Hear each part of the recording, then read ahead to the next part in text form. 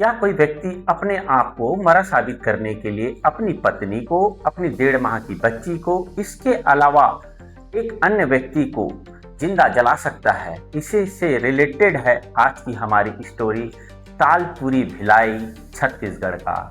जय हिंद दोस्तों, CG crime तक की स्टोरी में आपका स्वागत है।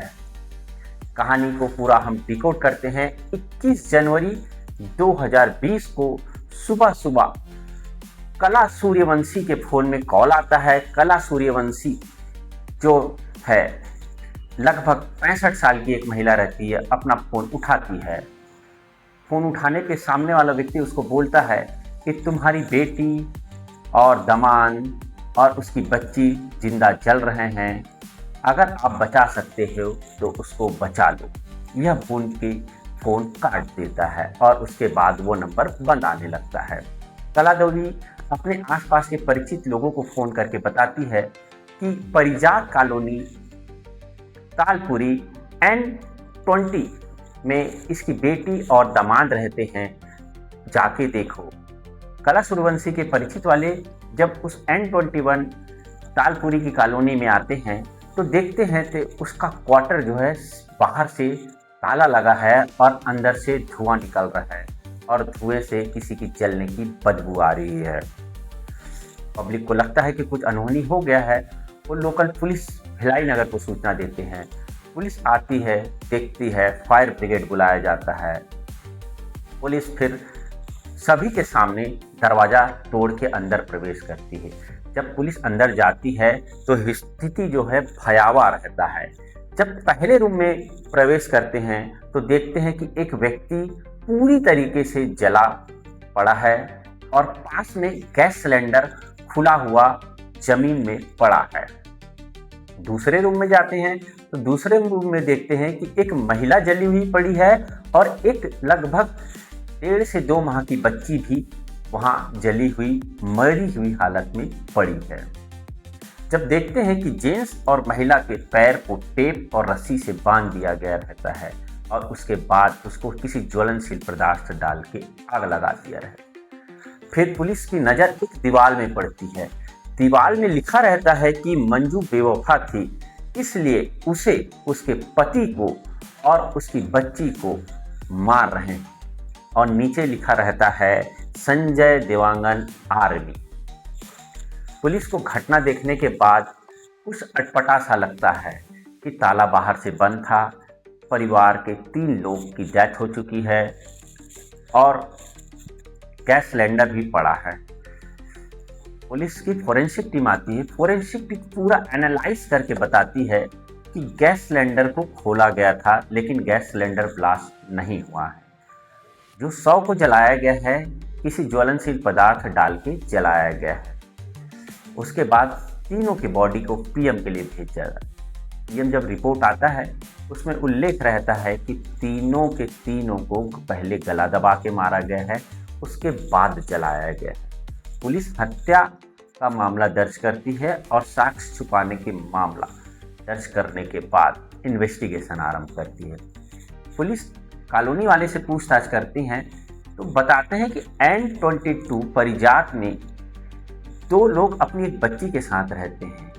एक रवि शर्मा, मंजू शर्मा और उसकी 1.5 माह की एक बेटी रहती है। तीनों रहते हैं और मजदूरी का काम करते थे। पुलिस फिर सीसीटीवी का अवलोकन करती है तो पुलिस 20 तारीख को सीसीटीवी देखती है। तो 20 तारीख का सीसीटीवी जब देखती है तो उसको कुछ दिखाई नहीं देता, लेकिन उसके एक दिन पहले 19 तारीख का सीसीटीवी फुटेज जब पुलिस देखती है तो जो उस निवास में रहने वाला रवि मिश्रा रहता है वो किसी एक अन्य व्यक्ति को एक स्कूटी में बैठा के अपने घर लाते हुए दिखता है और लाने के बाद 20 तारीख को वो वहां से वो आदमी निकलता नहीं है। 20 और 21 की सुबह सुबह उसी स्कूटी से रवि मिश्रा अकेले जाते हुए दिखता है। तो पुलिस को तो समझ आ जाता है कि इस मकान में रहने वाला रवि शर्मा की मृत्यु नहीं हुई है, जो ये मरा है ये कोई अन्य व्यक्ति है। अब पुलिस इन्वेस्टिगेशन आरंभ तो कर दिए रहती है तो उसके परिजनों से बात करती है तो मंजू शर्मा की जो माता रहती है कला सूर्यवंशी, वो बताती है कि मेरे को सुबह 5:30 बजे कॉल आया था एक व्यक्ति का, जिसने बोला था कि आपका दामाद और बेटी जल रहे हैं, बचा लो। जब वो मोबाइल नंबर ट्रेस किया जाता है तो उसका लोकेशन आता है राउरकेला। पुलिस की एक टीम जाती है राउरकेला और उस मोबाइल नंबर और सीसीटीवी फुटेज के आधार पे रवि शर्मा को 48 घंटे में अरेस्ट कर ली जाती है। रवि शर्मा को जब अरेस्ट करके वापस भिलाई लाया जाता है और उससे पूछताछ किए जाते हैं तो पूरे मामले का खुलासा रहता है और वो बताता है कि उसकी जो मंजू है, दूसरी पत्नी रहती है, उसकी पहली पत्नी राउरकेला में अपने बच्चे के साथ रहती है, जिससे किसी कारणवश झगड़ा होकर भिलाई आ जाता है और भिलाई में रहने लगता है। भिलाई में इसी दौरान इसका मंजू के साथ अफेयर हो जाता है और मंजू को पुराने पहले शादी के बारे में नहीं बताता है और मंजू सूर्यवंशी से शादी कर लेता है। शादी करने के बाद कुछ समय के बाद इन लोग का एक बच्चा भी आ जाता है जो लगभग 1.5 महीने का रहता है। उसके बाद उसकी पहले वाली पत्नी का लगातार फोन आता रहता है और वो टॉर्चर करते रहते हैं कि आप वापस आ जाए, और इसी को लेके फिर मंजू सूर्यवंशी से इसका लड़ाई झगड़ा चालू होता है और धीरे धीरे धीरे मनमुटाव बढ़ते रहता है। उसके बाद ये जो रवि शर्मा है अब प्लान बनाता है। प्लान के मुताबिक ये कोशिश करता है कि पहले मेरे अपने स्वयं को मरा साबित कर लूँगा और उसके बाद मैं पहली पत्नी के पास चले जाऊँगा। पूरा प्लान के मुताबिक उसको एक आदमी हायर करना रहता है। तो ये पूरा भिलाई घूमता है। भिलाई घूमने के बाद एक मंदबुद्धि आदमी जो उसी के हाइट हेल्थ का रहता है वो मिलता है, उससे दोस्ती करता है। कुछ दिन दोस्ती करने के बाद शराब पिलाता है। शराब पिलाने के बाद एक अच्छी दोस्ती हो जाती है। तो घटना दिनांक से एक दिन पहले एक्टिवा से अपने घर लाता है।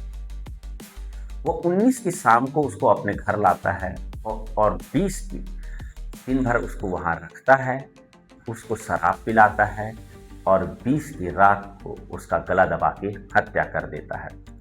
हत्या करने के बाद वो अपनी पत्नी और बच्चे का भी गला दबा के हत्या करता है और वो उसको डर रहता है कि इसकी मृत्यु हुई है कि नहीं हुई, और जब वो जलाएगा तो भाग ना जाए यहाँ से उठ के, इसलिए रस्सी और टेप से उसके पैर और हाथ बांध देते हैं। उसके बाद ज्वलनशील पदार्थ डाल के आग लगा देते हैं और पूरे घटना को गैस सिलेंडर का ब्लास्ट बताने के लिए गैस सिलेंडर खोल के आग लगाते हैं, लेकिन वो सक्सेस नहीं होता। गैस सिलेंडर पे ब्लास्ट नहीं होता। आग लगाने के बाद वो धीरे से बाहर आता है, लॉक करता है और एक्टिवा से वापस चला जाता है। एक्टिवा में उस व्यक्ति को लाना और एक अकेले वापस जाना, पुलिस को ये फुटेज मिल जाता है और एक मोबाइल नंबर मिल जाता है। इसी के आधार पे रवि शर्मा की अरेस्टिंग होती है।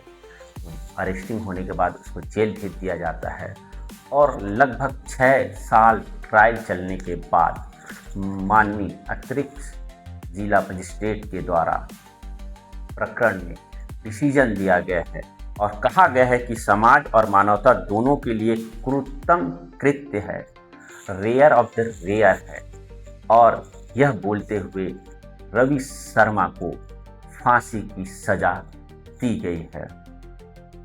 दोस्तों, ये जो पूरी घटना हुई है ये प्री प्लानिंग षड्यंत्र के तहत की गई। अगर उस व्यक्ति को इस महिला के साथ नहीं रहना था तो बातचीत करना था, विधिवत तलाक देके अपनी पहली पत्नी के पास चला जाता, लेकिन नहीं, सामाजिक मान मर्यादा को बनाए रखने और अपने आप को यह दिखाना कि मैं सिर्फ एक शादी किया हूँ और अपनी पत्नी के पास पहले वापस आ गया, इसके लिए ये अपराध का रास्ता चुनता है और इस अपराध के लिए एक नहीं 3 लोगों की हत्या कर दी जाती है। जो मनबुद्धि व्यक्ति रहता है उसका नाम रहता है एन राजू, जो भिलाई का ही रहने वाला रहता है, उसके भी पहचान कर ली जाती है। पूरे मामले में फांसी की सजा दी गई है। सजा बहुत ही अच्छी है। अभी देखते हैं कि आगे क्या होता है। ये हाई कोर्ट जाते हैं, सुप्रीम कोर्ट जाते हैं, लेकिन वर्तमान में जो डिसीजन आया है बहुत ही सही और बहुत ही अच्छा आया है। तो इसी प्रकार की स्टोरी सुनने के लिए हमारे फेसबुक पेज को लाइक करें, यूट्यूब चैनल को सब्सक्राइब करें। जय हिंद।